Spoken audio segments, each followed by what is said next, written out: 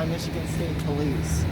This persecution goes back and is reminiscent of the Red Squad's attempts to target Mr. Summers for his political activities.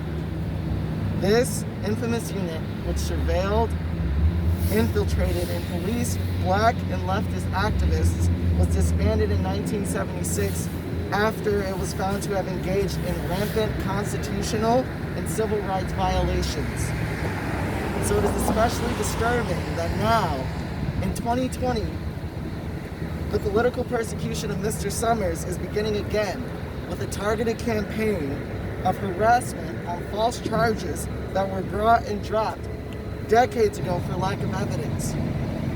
The ongoing harassment of Mr. Summers demonstrates very clearly that the police are a political agency motivated to uphold structures of racism and inequality, and to repress anyone who challenges those structures.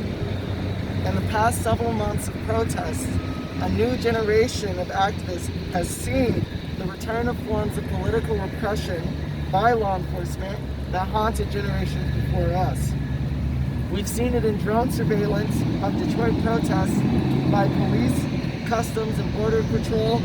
We've seen it in exceptionally violent responses to non-violent Black Lives Matter protests, in a stark contrast to the very docile response to right-wingers armed outside of the TCF Center trying to disrupt the Democratic vote counting. As we've seen, also, Chief Craig red-baiting on Fox News, spreading propaganda that BLM protests are led by trained Marxists. Labeling activists fighting as subversives is a barely coded form of anti-Black racism that is meant to excuse state repression of racial justice movements. We recognize the long lineage of these tactics, and we denounce their past and present deployment. The politically motivated harassment of Mr. Summers by law enforcement must stop.